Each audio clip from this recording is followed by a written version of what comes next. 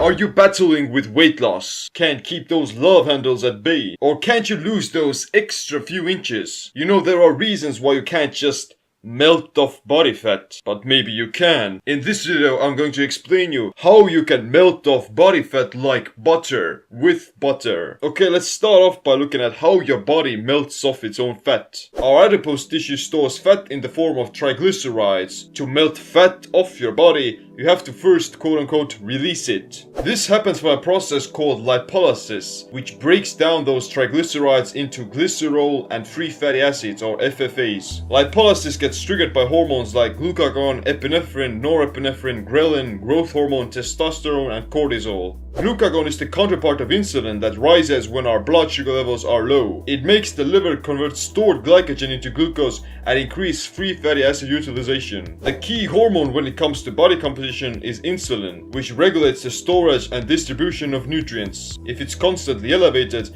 then we won't be able to burn fat and will actually be more prone to depositing it. Insulin gets released in response to rising blood sugar levels so that it could bring it down to normal. This happens by consuming high amounts of carbohydrates, very little by lean protein, and not at all by fat.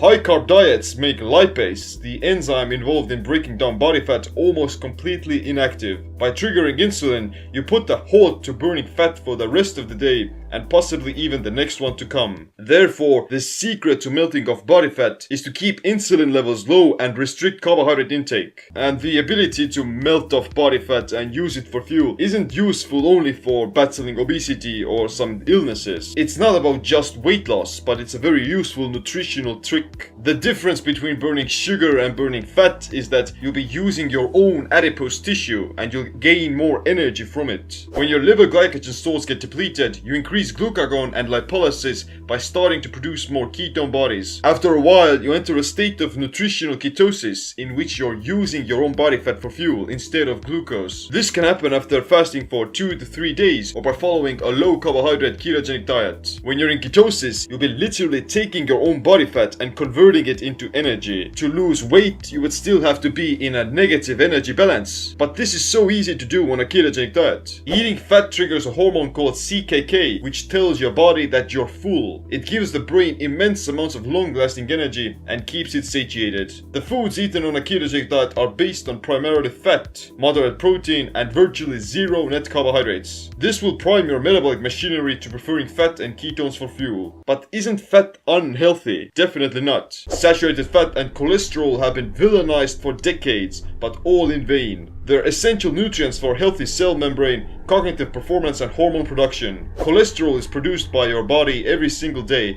and it's mostly comprised in the brain. When you're in ketosis, your biochemistry will be completely altered. You'll be using that saturated fat for fuel instead of clogging your arteries with it. Fat is unhealthy and dangerous only when eaten with high amounts of carbohydrates and sugar. And of course, vegetable oils and trans fats are more inflammatory than butter or coconut oil.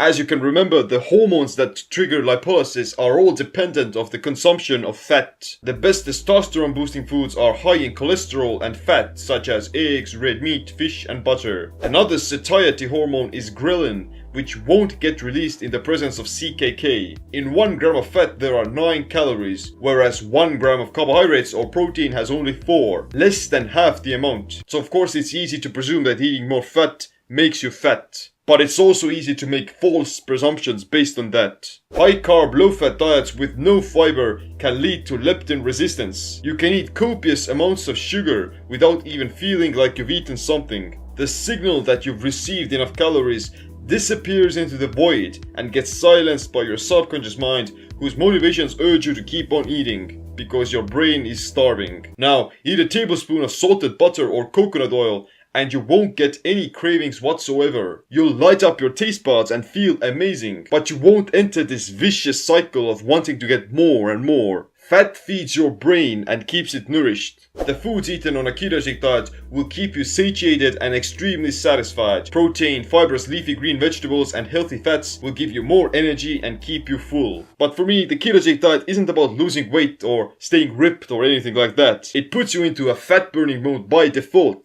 Ketones are premium quality jet fuel that give you more energy than sugar does. They also have great performance enhancing benefits for both your muscles and cognition. If you want to melt off fat fast and easily, then keto is the way to go. But it shouldn't be your main reasons for trying it out. The ketogenic diet shouldn't be a quick fix. It should be done as a long-term thing because you'll reap all the benefits of proper keto adaptation after several months. If you want to learn more about the ketogenic diet and how to start it the easy way, then check out my book called Simple Keto. But if you're already doing the ketogenic diet and want to take it to the next level, then get my Keto IF program that combines the ketogenic diet with intermittent fasting. Thanks for watching. Make sure you click the like, subscribe, notification bell as well. My name is Seem. Stay burning fat.